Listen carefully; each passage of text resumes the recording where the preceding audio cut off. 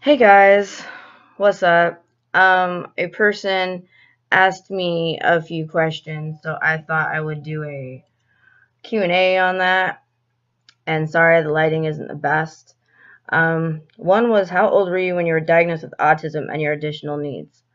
I was diagnosed around age 7, or at least in my files. That's what it says, but I didn't know I was autistic till like in my 20s because that's when I started mellowing out. I was more aware of what the hell was happening. Do both of your children have disabilities? If yes, what are their diagnoses? My daughter has scoliosis.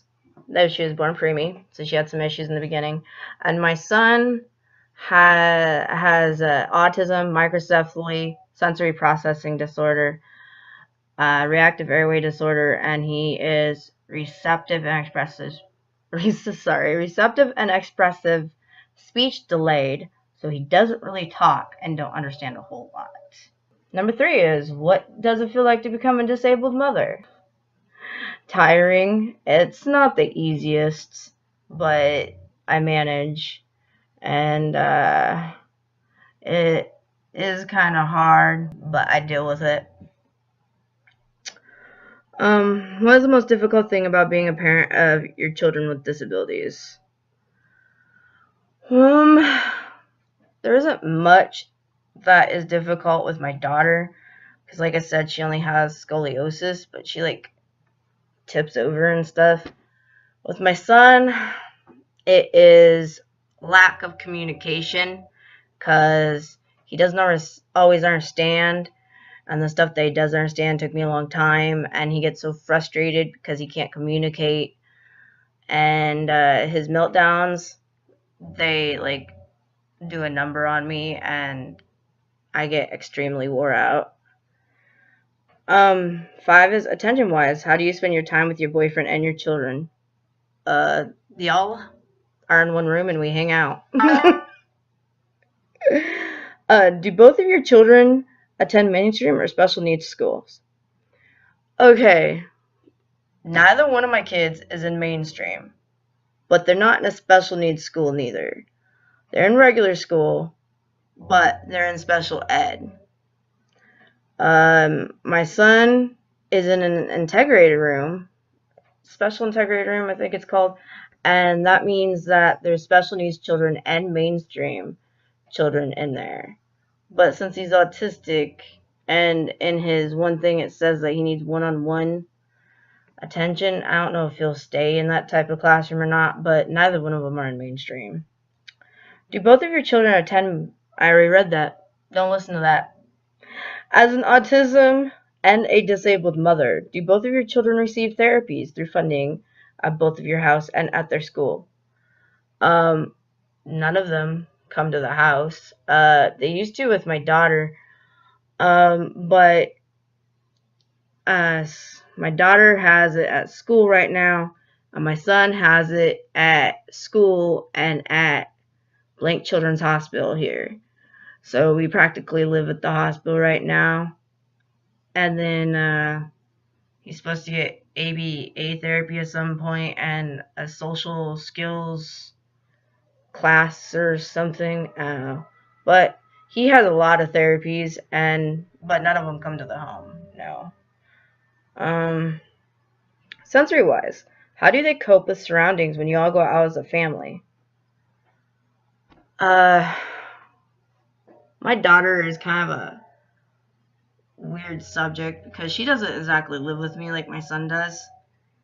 That's like another video.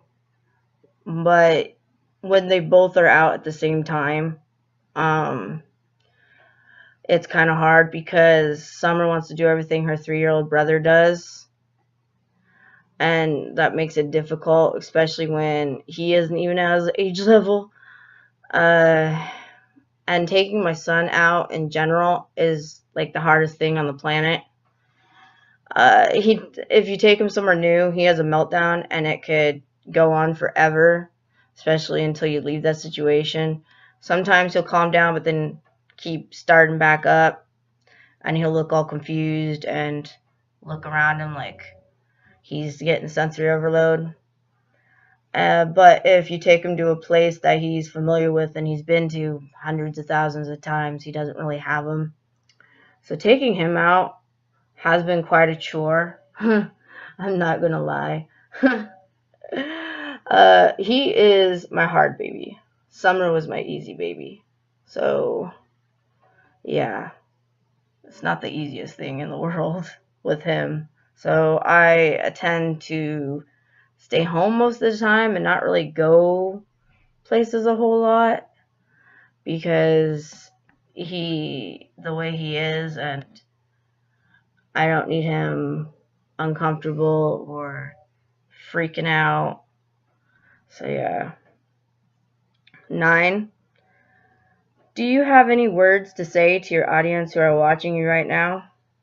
Hi, audience. I don't think that I do. I mean, if you have a disabled child, depending on their disability, I know it will get better. My son's high functioning, so he will eventually learn to cope. He shows areas where he should be able to learn to talk on his own too eventually, instead of just doing echolalia, but it is too early to tell. So I'm hoping that he'll start being able to communicate more. But I don't really know what else to say. I mean, if you need advice or something on autism or whatever, I'll gladly help you, but other than that. Anyway, that's all the questions. Again, sorry about the lighting. It's what it is. Some of them are hard to do because I don't have any lighting where I sit with my laptop, and I needed my phone to read the questions. So there's that. Anyways, if you have any questions, feel free to ask, and I'll do another Q&A video if you like this. And until next time, bye guys.